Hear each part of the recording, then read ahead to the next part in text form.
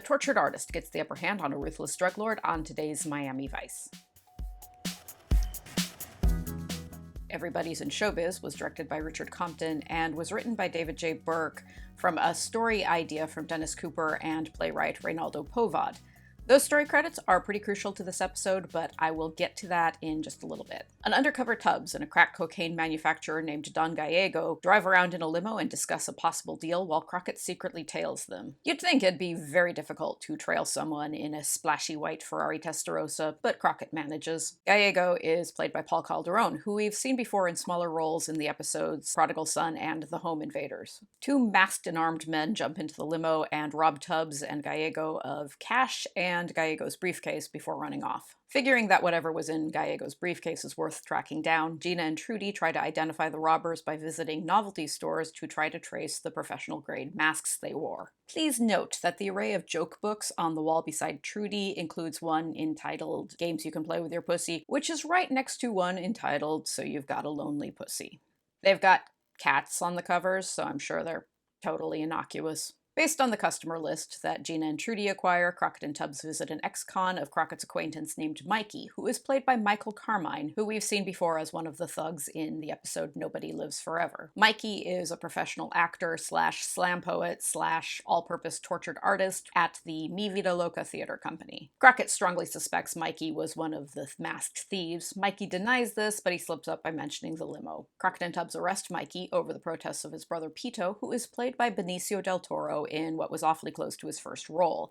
He'd been in Madonna's La Isla Bonita video, but that's about it. Del Toro has since gone on to become a household name with flashy roles in The Usual Suspects, Traffic, a couple of Marvel films, and a Star Wars film. Also among Mikey's friends is his partner in crime Conejo, played by percussionist Coati Mundi, who we've seen twice before on Miami Vice in Smuggler's Blues and No Exit. Vice suspects the briefcase is hidden at the theater, so Switek shows up there undercover as an ex-con looking for work. He does an Elvis impersonation that Mikey will ultimately describe as a nickel and dime impersonation of a nickel and dime impersonator, which is pretty apt. Gallego is also searching for his missing briefcase, which contains papers vital to his business operations. He and his goons visit the Mi Vida Loca theater and announce that they'll start killing people if the case isn't returned within 24 hours. Among Gallego's goons is his limo driver, who is played by Mario Ernesto Sanchez, who we have seen before in Rites of Passage and The Little Prince. He'll also pop up in 2 future episodes. After Mikey's agent posts his bail, Mikey meets with Crockett in a rainy park, and Crockett unexpectedly indulges in a little slam poetry. Crockett, it seems, genuinely likes Mikey and is in awe of his talent, even if he's disgusted by the way Mikey squanders it on drugs and crime. In the theater, Switek has a nice talk with Pito, who is desperately worried Gallego will kill his brother. When Switek admits he's a cop, Pito gives him copies of the papers that were in the briefcase. Crockett and Tubbs go through the papers and discover that Gallego owns a funeral home, which he's been using as his base of operations for his crack lab. Mikey slips out to meet with Gallego to sell him back the papers. He discovers that Gallego has already murdered his accomplice Conejo. After getting the papers back, Gallego stabs Mikey and throws him off a dock.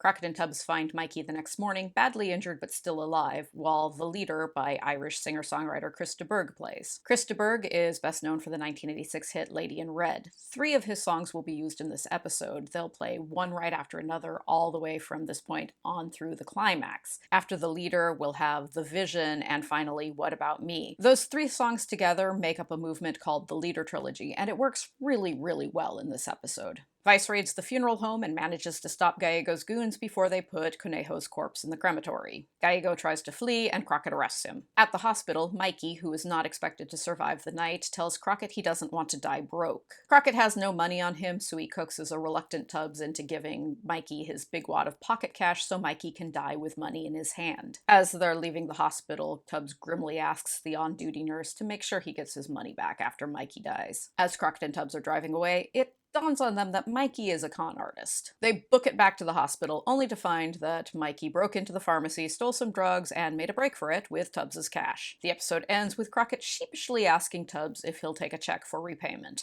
I find this episode delightful. Your reaction to it might vary based on your tolerance for slam poetry and experimental theater, but there's something very poignant about Mikey, who is brilliant in some ways and just a messed up idiot in a great many other ways. The script benefits greatly from the insights of playwright Reynaldo Povad, who was deeply entrenched in New York's Nuyorican theater and arts movement of the late 70s and early 80s, and who would die of tuberculosis at age 34 in 1994. Michael Carmine, who plays Mikey, appeared in a couple of Povid's plays on and off Broadway.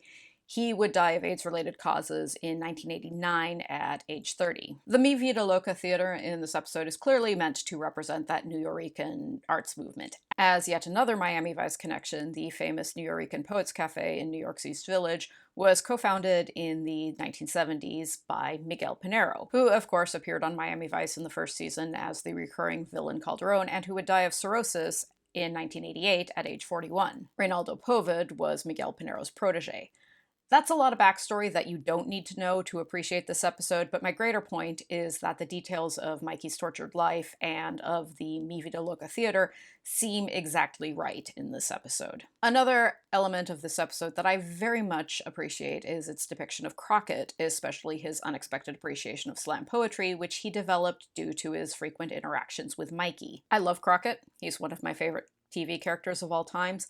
But too often this season, he's been written as kind of a one-note macho dick with anger management issues, which is much less interesting to watch than this episode's depiction of him as a guy who's good at his job, but who also has some pretty unexpected layers. 4 healthy, vibrant, enthusiastic flamingos for this one.